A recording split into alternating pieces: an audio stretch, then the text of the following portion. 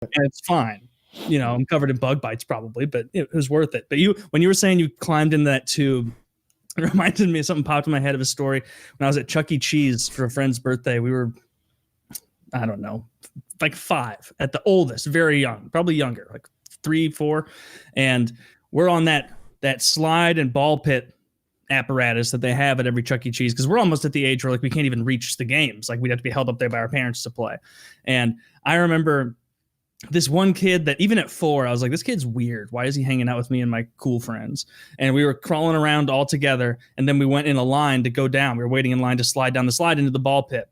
And other kid in front of me goes, other kid in front of me goes, I go. And as I'm like halfway down, I hear like a ew from everybody else, like up there.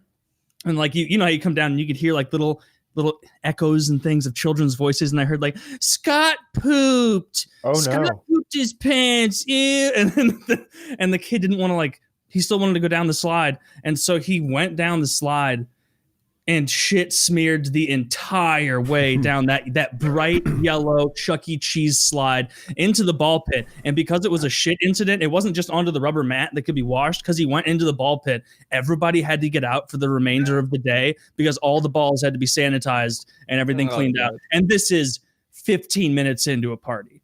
And like, how old was this kid? We were all maybe like 4.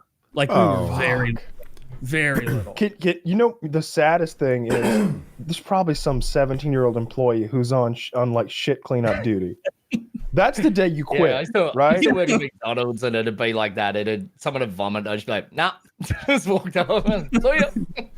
I remember even as a child, I thought the ball pit was gross. I was like, nah, I can't get in that ball pit. I don't know what's in there. We used to have like McDonald's in like shitty neighborhoods, and there'd just be no balls in there because people would just steal them. For what purpose do you steal 2 of those? I know. It's like, I'm gonna have a ball pit at home. It's like, ball by ball.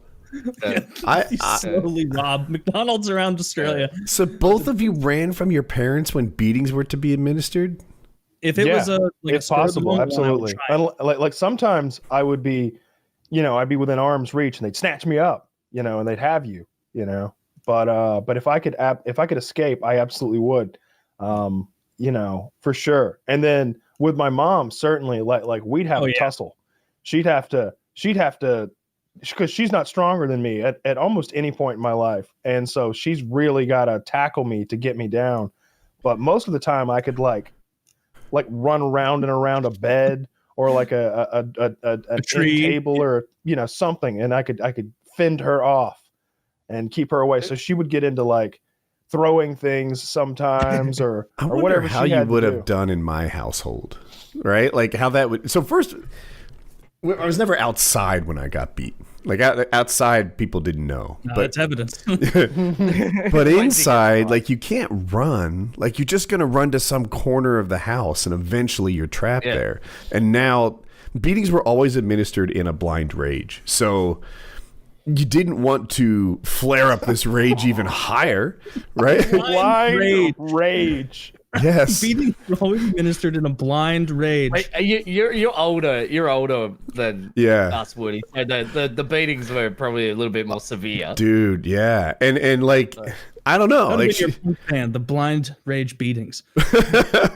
Like if I had ran to some other room and got like I did run at times. Like but it would just be me like picture a bed that's in the corner of a room, cowering next to it in like a ball, and then she'd find that and beat it. These stories you tell about your child abuse are always so upsetting for me. They're always so like legitimately upsetting. I only laugh because I'm nervous. Literally describing years of child abuse that you sustained as a young man. I don't think running was a good move, but I feel like I should, because I would have. I'll tell you a story from when I was younger, because standing and fighting definitely doesn't fucking work. So my dad was pretty hard, and he'd hit all the time, and then I think he sort of got to the point where I'm a twin, and so there was 2 of us, and we were fucking terrible. Like we were absolute pricks when we were kids, and we would just like beat the ever living shit out of each other all the time. And because we were perfectly matched, it was like Goku, Vegeta, like throwing each other through walls, like punching in the drywall and stuff like that. But like at one stage, my dad just got sick of bending down to hit us. He'd just kick us, and then once we got old enough to be able to actually like do damage, he'd come in and just stop the fight. But once we got too old for him to sort of like when we got to like 16, where we're old enough to do real damage to each other, but he couldn't just hold us apart. He'd just come in and end the fight with punches of his own. And so there's like there was times when like I'd be wailing on my brother, and then my dad would come in and he'd just yeet my brother to the floor, and then I'd just push my dad, and then he'd just headbutt me in the face, and it just flattened me. This is like some WWE shit. Like two wrestlers are going at it. Look at my nose. Look how bent it is. Like, is that for your dad headbutting you? Oh, yeah, and the Undertaker's here! And I just like dropping elbows on people. I took a swing at him first. I deserved it. But I almost feel like the strategy is when your father arrives to slightly be losing. Like, roll your brother on top of you. No. There needs to be some enemy of my enemy is my friend stuff that goes on where like you're like, all right, we're gonna pretend like we're fighting. As soon as he walks in, he's ours. We're gonna kill Dad. We're gonna beat the shit out of Dad. You go low, I'll go high. Don't worry, Mom's coming in with a chair. She's tired of it too. We never had those plans though, because it was always just like me and my brother would get in a fight, and then we'd just fire off over something, and then it'd just be like us just waxing each other's faces, just like throwing punches, and we're just like both of us have bleeding noses and split lips, and we're like fucking, we can't see shit. We're just throwing as many punches as we can at each other as fast as we can, and then Dad comes in and it's just fucking bang, and then it's just over. What was so it you like never really like making plans? What was it like the first time that he decided he had to come in with a right hook of his own in order to end things? Was that like, I can imagine like for a child's formative years being like, I didn't know that was something he could do. The first, I still remember the first time because I was fighting my brother, and then Alex stopped, and then Dad pushed me, and then I pushed him back, and then he was like, "You're gonna have to be a lot fucking bigger than that to try that on me." And I was like, "Come on then." And then he just fucking flattened me instantly. He was just like one right hook, and I was just like fucking dead. So he's like, maybe try it again in like 5 years, mate. Was there any like post-fight care where it's like, I didn't want to have to do that? No. Was it just like clean yourself up? He was like, I told you what you get, and you fucking did it. And I was like, well, yeah. And he's like, you learned, didn't you? And I'm like, yeah. And he's like, now fuck off. He's really into it. But you didn't really learn, did you? Oh, yeah, no. Wait, it took a few more lessons, didn't it?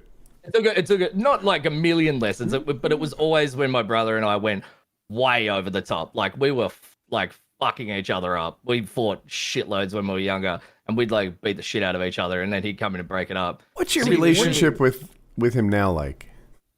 Your brother. We're pretty close. Like once we grew up, we were just fine. Like we just ended up being fine. Like I think once we both started smoking a heap of weed, then we sort of calmed down a little bit. So it's like no more fist fights. See, Woody made it sound like there's nowhere to run to in the house, but like sometimes I would run to my bedroom, lock the door, and then jump out the window. That's a good move. So even the door is just the door is just to slow him down. All right, it's not gonna stop him. This is an interior door. All right, he's coming through it. Yeah, you can put his foot right through that. Yeah. But I'm out the window. It's gonna slow him down enough that the window's up and I'm out. I just dove headfirst out the window like I was in a fucking movie. So this is a first floor bedroom. Yeah, first floor. Yeah, first floor, not second floor for sure. Right. So like I can swing right out of that thing and I'm gone. And like I got ATVs and stuff. Like I can be gone. Like I'll make a fucking Dukes of Hazzard getaway if I need to. My dad was really into unusual like punishment though, like fitting of the crime. So like I remember one time me and my brother were arguing, and I slammed the door at like 3 a.m. We were playing Xbox on like Wednesday, and we slammed the door at like 3 a.m. and woke up, and we came home from school the next day, and we lived in like it was like a 2-story house, so you had like mum and dad were upstairs and like lounge room and the dining room stuff, and then there was a doorway at the top of the stairs that had like a lock on it, and then down the bottom of down the bottom of the house was mine and my brother's bedroom, and then an outdoor, so like he could go outside. And he'd taken all the doors off the house on the bottom floor. He's just like, can't slam doors anymore because you don't fucking have any. That was, and so we just like for a week we just like the elements of Tasmanian winter, just like sleeping through them, and he's like. You ever slammed the door again? He took off the door from the outside, so it's just he took all the doors. He took all the doors off the bottom floor of the house, and when he left for work, 'cause he's a carpenter, he just took all of them to work and then just left them in the workshop. What a troll! And he's like, "I'm going to spend enormous amounts of money in heating bills to teach you a lesson." Oh no! He just closed the door upstairs and just turned the heat pump on upstairs, and then just took the remote for the one downstairs. He's like, "Fuck you!" He just doesn't care. Yeah. That's a good or point. if you'd piss him off like yelling about Xbox or something like that, he'd just turn off the power for the bottom breaker in the house and just be like, "No electricity for you." That's like, and he'd just put like a lock on the breaker box. Like he'd just do shit like brutal. That would have been such a trump card. Like if I was fucking around and like my mom or dad just turned off the electricity to my section of the home, I would have been like, touche. Taylor, what kind of dad are you gonna be? Are you gonna be a turn the electricity off, headbutt your son in the nose type dad? Are you gonna be a I don't know. How lippy gets. You know, see how lippy a slush puppy may be. In fairness, like I make it sound like my dad was like a serial child beater. I 100% deserved it. I was old enough to know better, and I was like 6'2" when I was 16, and like weighed 100 kilos. Like if my mum had if I'd have flown into a blind, I would never hit my mum. Obviously, if I'd have flown into a blind rage and thrown a right hook at her, I would have hurt her seriously. Mm-hmm. And so Dad's just like, oh, okay, this is the only way I can stop it. I thought all of your parental punishment stories were total lightweit. Never at any point did I think that they were harsh. They're not that harsh, no. But it's I didn't want my dad to watch this at some stage and then him be painted as like him being Woody like, wasn't that bad. Woody was in a wheelchair for 2 years. That's not true. Because of one of the beatings from his father. No, it was because of his mom, Munchausen by proxy. She had him convinced he couldn't walk. Yeah. Is this real or are you trolling? No. My beat slightly exaggerated. It was crutches. About being kicked on the ground and like hit with shoes and things. That's all true. Yeah. The snow scrapers left a big impression on me, literally and figuratively. Dude, the biggest thing that you bring up that leaves an impression on me is when you're like, I spilled it. I dropped a glass of milk in my own kitchen as an adult, a retired adult in my beautiful home, and it shatters. And your first thought is like, I'm in trouble. Yeah. Dude, Jackie was cleaning up the mess in the kitchen because she's really good at cleaning up broken glass. She's just the person who does it in her house. And I'm keeping the kitchen island in between us. Say that again? I imagine you explaining that to her, like, oh, honey, you're so good at cleaning up broken glass. I wouldn't even know where to start. She's like, well, you just mop up the milk first. You already lost me. A broom and a dustpan. And he's like, I'd find a way to mess it up, though. You know what I mean? I don't pick up every individual piece with my hand. Do I use my teeth? I was just going to rub my hands into the shards and like grind them into my palms, but like, well, no, you use the dust. It out. It's gonna be more strategic than that, though. Like I do this with my wife. She asked me to do something, and then I just deliberately fuck it up time and time again until she doesn't ask me again. It's like way easier. See, listen to these single people telling us about how to be a husband. They don't know. I did that to her. She'd just be like, "Oh yeah, righto. How about I come and fucking feed it to you in a sandwich?" With a no. Anyway, she was cleaning up, but I was keeping the island in between us, right? Just keeping that little barrier there. That's PTSD. Yeah, she pointed it out. She's like, "Woody, it's okay. Like everything's." Like I could see what you're doing, and I didn't really see what I was doing until she pointed it out. Yeah, but sure, like she drift from one part, and I just keep working the. If I were her, I'd have been like something that I feel like would be therapeutic. Would be like, Woody, take my glass of milk and throw it on the floor. Like just do it.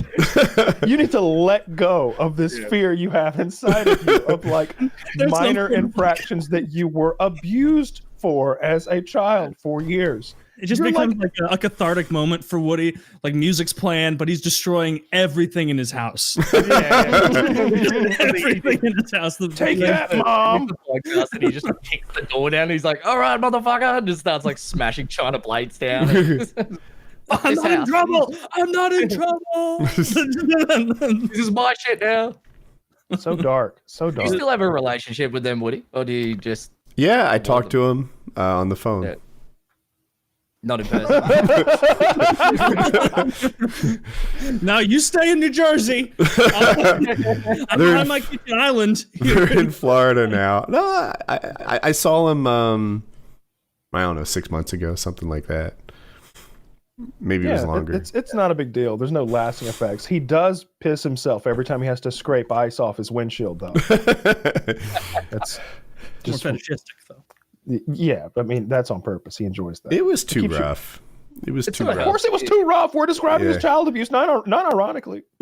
Yeah, it was.